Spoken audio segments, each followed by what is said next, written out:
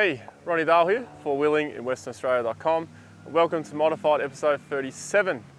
And this time we have another budget build. This is our second budget build, GQ Patrol. But to find out more about the vehicle, let's meet the owner.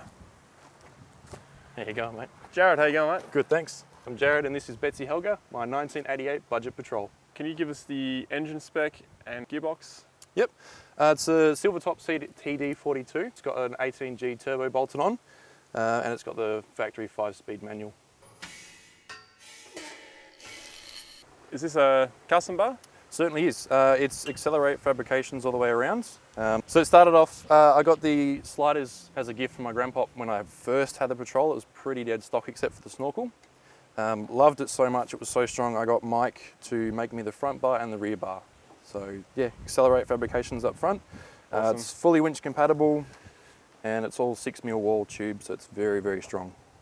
Yeah, I like how it's got the triple tube here. It's quite a short bar, isn't it? Yes, that's right. Yeah, I actually designed it based off the Millweld, but wanted a bit more to it. I didn't quite like the Millweld style, so made it my own and he built it for me. And your winch Dyneema rope? Yep, so that's the synthetic rope. It's the 9,500 pounds Ironman winch. And I've got the solenoid hooked up, so I've got dash control as well as the VRS wireless kit. So you got wireless on the outside?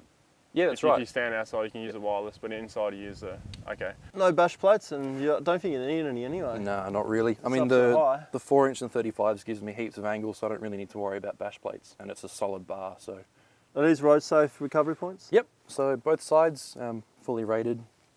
Right, let's look at your slider then. So these are obviously custom as well? Yeah, that's right. So as I said, I got them as a gift from my grandpop. They were quite a bit beat up. So I got Mike to weld on some skid plates on the bottom and to repowder coat it. So, so these were welded on after? Yep, okay, that's right. because it kind of looks like it's upside down. Yeah. But I can see how, because you're going to skid there then, yeah. Well, the reasoning was actually I'd lost my phone in some mud one time. It actually dropped through when I opened the door. So I got him to weld them underneath, so it caught anything that dropped out my doors. So fair enough. Yeah. Method to my madness. Yeah, so again, Accelerate fabrications. This was the last piece to fit on the car after he did the bull bar. So it's got the spare wheel holder and the twin jerry can holder.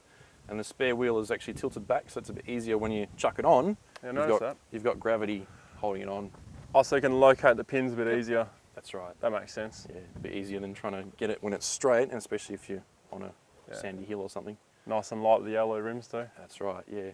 Better than 80 kilos, isn't it? Yes, yeah, it's certainly a lot easier. Can you swap this out for another wheel? I can. I just have to get this another arm made up.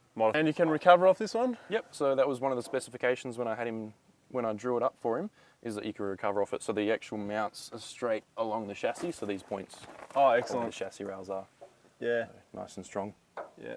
That's definitely something you've got to keep in mind. If you have a rear bar, unless where your recovery points are, if they're not attached to the chassis rail.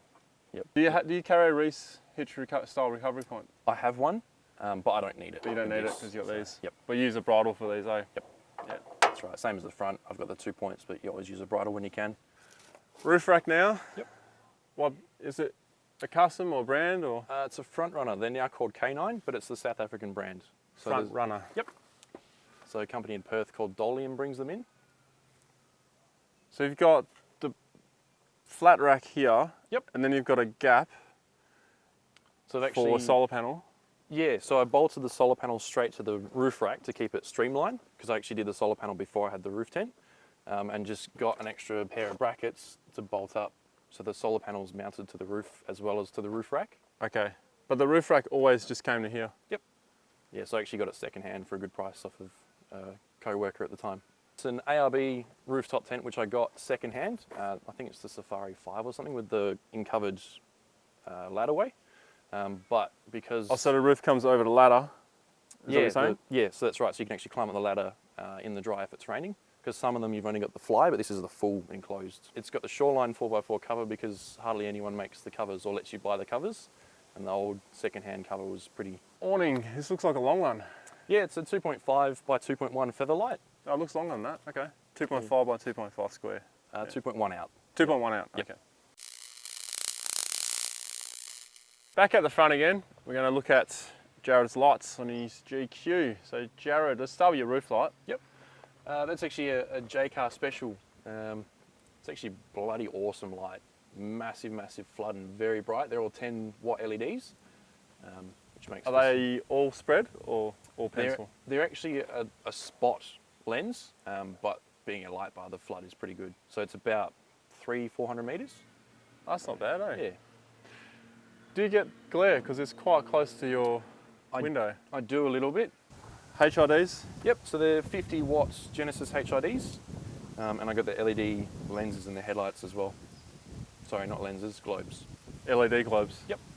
Don't make much difference? A lot more clarity. I mean, they're like little candles from factory. I got the Narva lenses and the LED globes, and it's, yeah, good spread and good clarity. Sand flag? Yep. AM, FM radio? That's right, yep. 80 channel UHF. Tyres and lift. So we'll start off with your tyres. Yep. And we're just talking off camera. You haven't had these since new, but pretty much since new. That's right, yep. So you bought them second hand? Yep. So I was running 3" and 33s, and then my boss at the time didn't like these. He had them on his daily and he said, I want to get rid of them. And I picked up a killer deal. These and the rims I got after the tyres were about 2,000 Ks old. So yeah, got a good price on those. And they're 35 inch by 12.5 inch bighorns. How do you rate those tyres? They're brilliant. I was really concerned that on sand they'd be pretty crap, but down to 16 pound and I just can't get stuck in sand. Like unless it's really, really soft, I've been stupidly unstuckable. Yeah, okay. Back and forth in soft sand, like recovering people, and the sand is, you know, halfway up the wheel and I'm still not getting stuck. So And you're still going. yeah, really, really impressive good. tyres. Noise-wise? It's a Patrol, man. It's got the 4.2 under the bonnet. I don't really hear them, but when you come up alongside the concrete barriers and the highways, you definitely get the traditional mud tyre howl. So. And how long have you had these on for? How many Ks you done? These are about 65, 70,000 Ks now. Oh, really? Yep. Geez, they're worn well then. Yeah, I always rotate them, but besides the chipping out, they're awesome. Mixed reviews from other people about wearing, but I always rotate them quite regularly. And besides the chip out, which is just from rough terrain, they're awesome tyres. So how often do you rotate, and how you rotate 5? No, just the 4. So back 2, go straight to back, and just like that. Yeah, okay. So keep them the same side, so they're always rotating the same direction. So the one on the back is freshy then? Yep. Okay. Yeah. If you're wondering what all that noise is, got a pretty killer V8 boat going around behind us.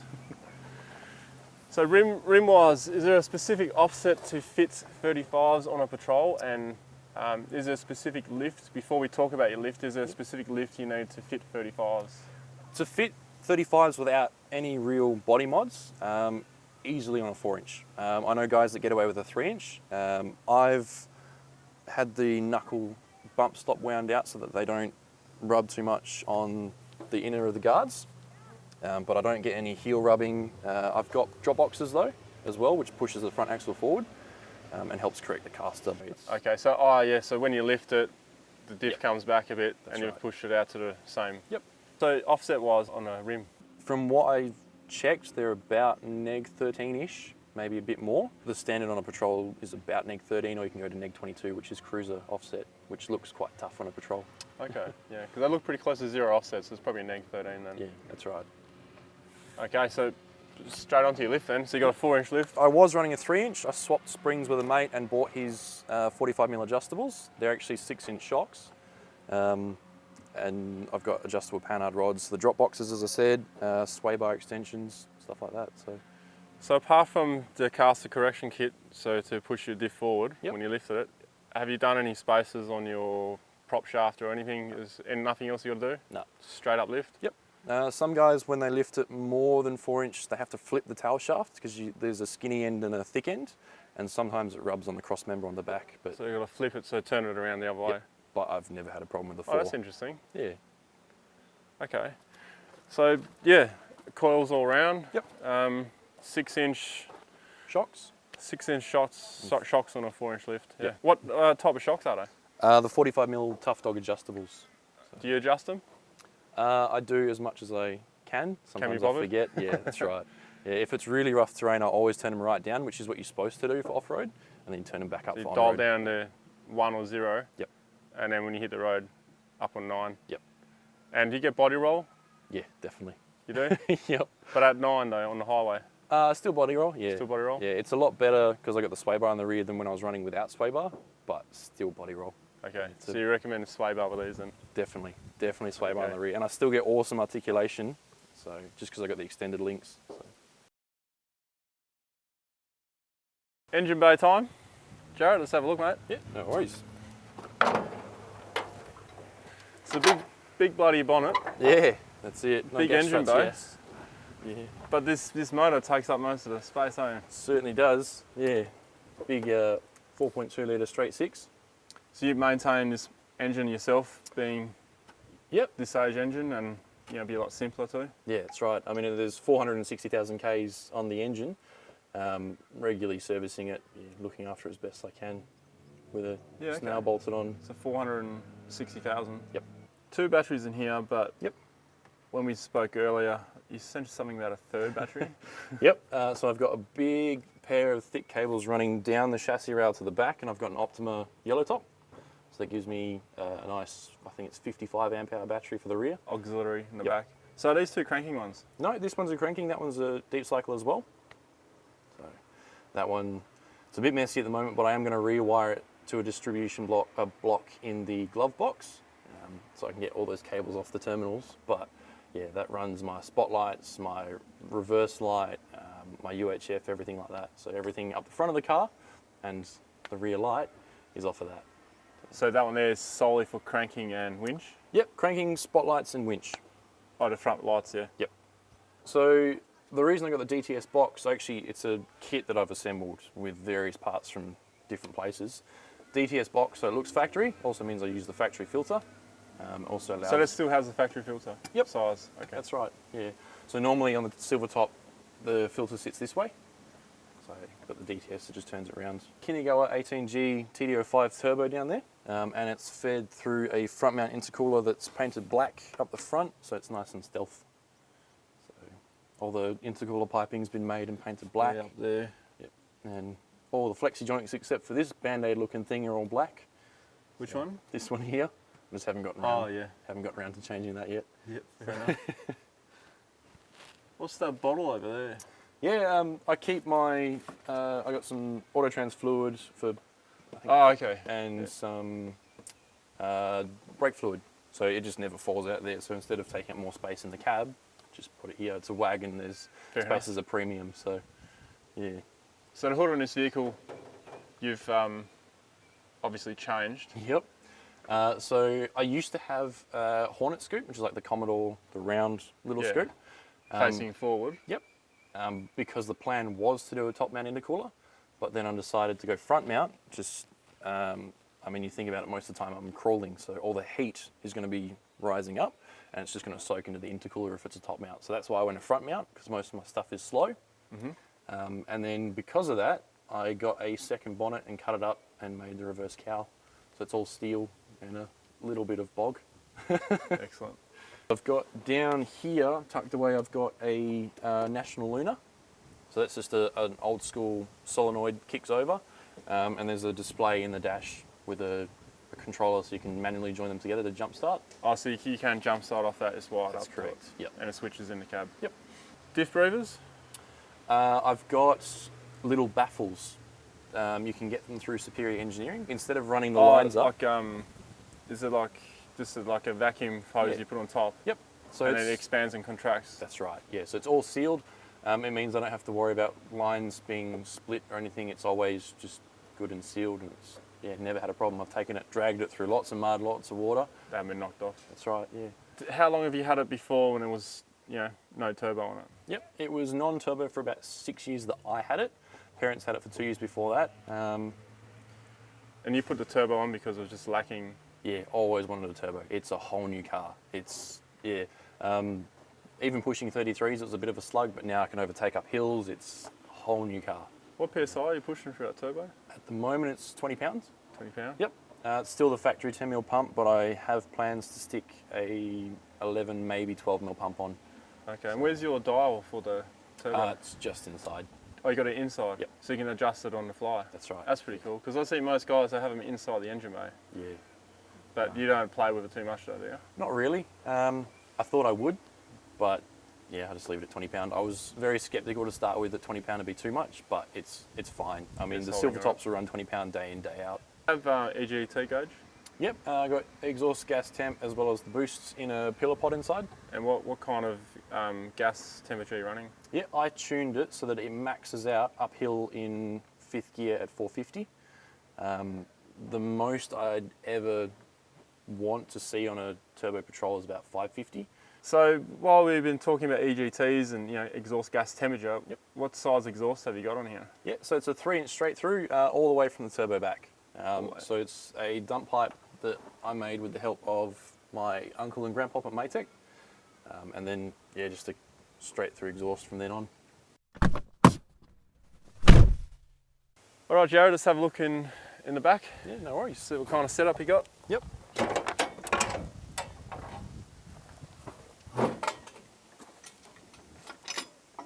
Very nice. Yeah, cheers. You done this yourself? Yep. Obviously. So I've built these drawers around a 50-litre water tank at the back.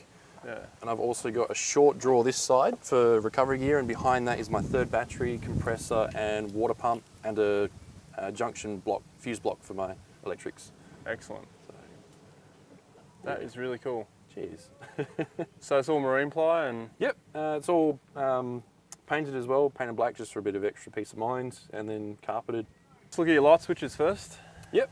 So in the back, I've wired it all off of a junction block as well with the fuses. I've got the compressor, the water pump, the awning lights, and I've got an inverter, 800 watt inverter, and the lights for along here and just along here. So at You night, switch these on? yep. So you can't really see it now, but at night this whole back section lights up. And you got a LED strip in the awning, then I take it. Yeah, that's right. At the moment it's disconnected because I flipped the side, but there is, yeah, the LED strip in there. Oh, you had it on this side, the awning before, now on this side. Yep. Any particular reason? Because of a rooftop tent or? That's right. I just like the setup better where if I pull up on the side of the road, I've got the awning out, whereas you can't really put the awning out on the road. So, Very cool. so this one's a recovery gear. So I got the 10-meter hose, and I got all the snatch straps, winch extension straps, bridles, little shovels. So essentially it's a recovery gear box. Yeah, that's right. So everything I need if I get stuck or if I need to air up. So there's also a spare gauge in there. This is the longer one. All your kitchen stuff. Yeah, that's right. So I've got some tools in there. I've got, this is my food box. I got plates and napkins and all sorts of stuff in here, shampoo and conditioner. I do have a hot water shower system. Oh, you do? Yep. It's a Julka gas system that I take out as well. So I certainly Julka? don't. Sorry? Julka. Yep. Julka. Yeah, I certainly don't suffer when I go out bush. So when you go on trips, what do you find this is good for even like remote ones? Like how many days? Yeah, I mean, I go out, I film winch truck racing, and I spend about 10 days down in Esperance and live out of this. So it's quite comfortable to do that for 10 days straight. I haven't done much longer trips yet, Yeah. but that's partly why I'm chopping it, because I want to do really long solo trips. Yeah, awesome. So, Your fridge, Waco. yeah, so it's a CF50. So So it's like a taller one. yeah, it's not huge. I again designed the drawers myself and built them myself, so I only had a certain height that I could allow without losing too much of the actual drawer space. So you can still get into this without pulling it out? Just Yeah. to grab something? Yep, yeah, just to grab a cold one, definitely. So you obviously kept that in mind. Yeah, that's right. And then I got the a sand anchor there. So just all your storage just goes in here? Yeah, that's right. So I normally also carry a rug, but I've got it out for today because it's dirty and doesn't look too flash. I've also got underneath the chairs a Jimmy's Thunderbox, which is a fold-out toilet for places that you can dig a hole. So when you're not in a national park that doesn't allow it, you can always dig a hole and use that so you're a bit more comfortable. So, and there's also, I've got a one of the pop-up BCF tents for the toilet as well. And you got this shielding. Yep. So where do you get this kind of stuff from? This I actually got from a mate who was a builder. He had some left over, so I was lucky enough to grab some for free. Table here. Yeah. So Yeah, it's just like that. friction held on. So that was probably $20 to make it. Yeah, nice and cheap. Just some chain from Bunnings. hasp latch that I bent up so it actually held the table shut. Yeah. You cooking Yeah, stuff that's like right. Yep.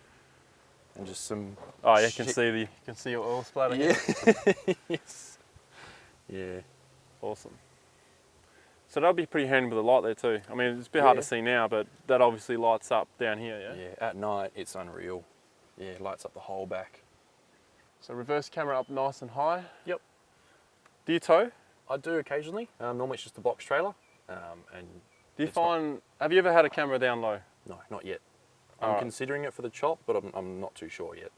So I like to be able to see the whole area so I can look out for rocks and I trees. reckon that's what I prefer too. Yeah. Because I got a camera down, which Yep. makes it easier to hook up your trailer. Yep.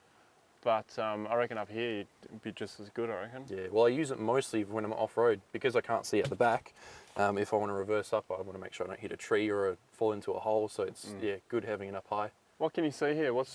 Can you see the end of that? No, I can Oh, see... because you got your tyre on the back, so Yep. you wouldn't see it anyway. Yeah, I can see the tyre, but then it's pretty much, yeah, Straight down there. Yep. Oh yeah. This is about a metre dead zone from the back. And this reverse light, separate switch? Yep, so that's got a switch up front. Yeah. Welcome to cab time. So what are we going to talk about first? Let's just go straight for the roof. Yep. So up top I've got an Outback 4-drive interiors roof center console, and I've got that to house my TX 4500W, and that's The 80 channel radio. Yep. And I just use it for storage for phone and wallets and stuff, so I don't lose them when I open my doors. Do you like using that as storage? I love it. Yeah? There's heaps of space in there. It's very deceptive because the actual drawer itself only looks about 1.5 inches tall, but there's heaps of space. You use a HN7? Yep. Awesome little GPS. It's with the 7-inch when they upgraded. It's a lot easier to use with fat fingers. Yeah, definitely. So Do you use the you know the thing you get with it? the stylus? Yeah, the stylus. That's what you call them. No, I never bothered because it's so easy to use with my fingers. Yeah. Okay. So don't need it. Battery monitor system. Yep. So it's- just gotta wait for this noisy boat to go past. Looks like a lot of fun though. Yep. Oh, he's staying on, so it means he'll keep going. Every time he falls off, we've got to wait a while because he's got to come back around. Nice boat though. All right, so your battery monitor system, you got 2 batteries on there, we got 3 batteries, so it just monitors your 2 auxiliary, I take it? No, it's actually the bottom one is my starter battery, and this one monitors my auxiliary batteries. Because they're joined in series, it shares the voltage. Boost, EGT. I've also got the Hill Speed GPS speed module. When I was running factory and even 33-inch tyres, the gauge was always off, so I got that to make sure I wasn't speeding. Now running 35s, the ratios match up perfect. So Oh, it's really? 1-to-1. Yep. Wow, that's pretty cool. Yeah. Do you use your HEMA as a speed monitor as well?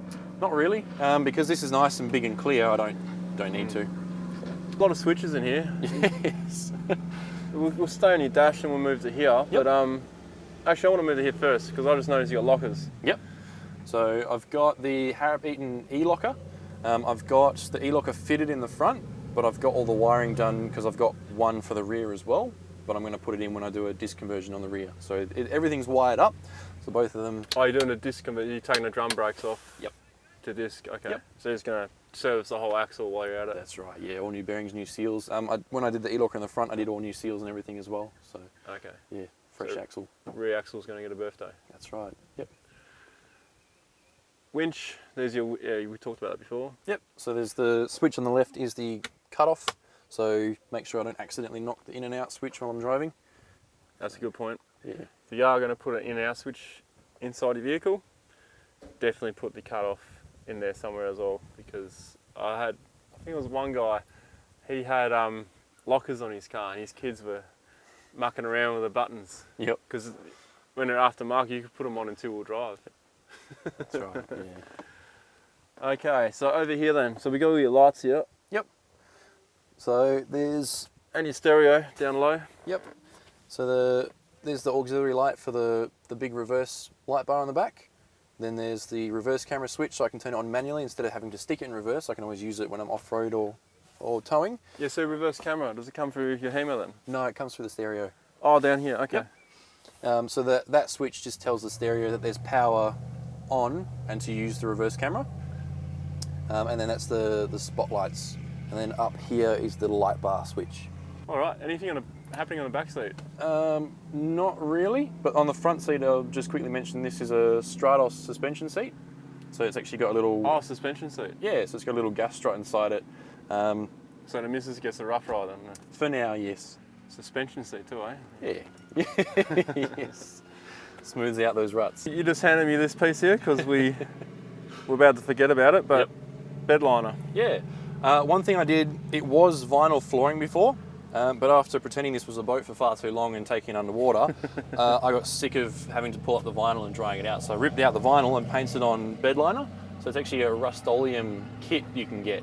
It's about 120 bucks is enough to do half a wagon or a single cab ute, and it's awesome. It's sound deadening, it's black, it's ripple, so it's tough.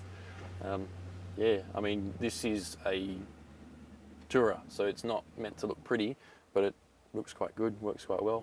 Yeah. Well, I mean, you got your floor mats on it anyway. So Yeah, that's right. that is a good idea. And what a lot of people don't realise is when they have, you know, they don't want carpets, they want vinyl. Well, that's all good and well, but underneath that vinyl, you got the Insulation. under padding. carpet foam kind of stuff. So that gets wet anyway. That's right. Because that's the main problem with carpet is the underlayer gets wet. That's what stays wet. Yeah, that's right.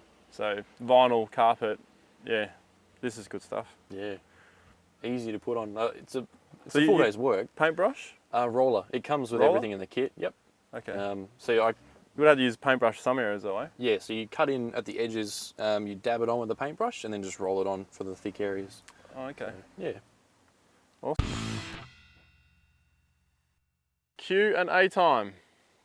Jarrard, first question which I always ask. Yep. What are the top 3 things that you've done to this vehicle? Yep. Favorite setup, favorite mod would be the draw setup in the rear. It made it a tourer with all the water tanks and stuff. The bar work. When you say bar work, Yep. the whole lot? Yeah. Yeah. And it's got to be the locker, the front locker. The front locker? Yeah, made a massive difference. Yeah. Things to look out for in this vehicle if you got less or more or whatever? Yep. Major things, gutters always tend to rust. It's rare to find a Patrol without a rusted gutter. It's pretty easy to fix if you can get on top of it. There's also in the engine bay on the firewall, there's that seal that you might have seen where the sheet metal joins. The cabling across? Yep. Where that sheet metal joins, the water actually comes in from where your aircon gets its air from, and just runs down into that seal. Other than that, it just sits there and pulls? Yep. Yeah, so...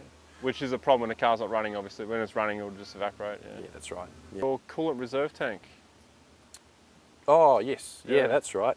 With the reserve tanks, the caps split apart quite often because the old kettles get a bit warm. When it pressurizes, and it's just cheap plastic, it tends to just crack. So do you reckon it's an age thing though? Like, Well, that bottle is only 2 years old. I see you replaced it. Yep. So it's just the way it's made. Yep. I have found an alloy reservoir on eBay. It's about 130 bucks. It's the cheapest one I found, which I want to get because then it's not going to crack the lid. So it's all metal. Quick vehicle, if you own one of these, you really got to be DIY. So in regards to, because this is a budget build, Yep. and the reason why we call it a budget build is because you've done a lot of DIY stuff on it, Yep. and a lot of stuff you bought, you got some good bargains second hand. So it's sort of just being clever with your money. Yeah, basically. that's right. Yeah. So if you could offer some tips for DIYing to this vehicle specifically, what would you say? Definitely research. I was looking at plenty of options like for painting, for when I do the chop. A few years back I was looking Plastidip, at rhino lining, at various types of paint. The more research you can do and the more people you can ask, the better idea you've got, and you can always find generally a cheap but good path to take. Gumtrees are your best friend when it comes to DIY because you find lots of bargains there. Yeah. So yeah, definitely doing your research and asking lots of questions. And I can see you think outside the box too, because those mirrors, Yep.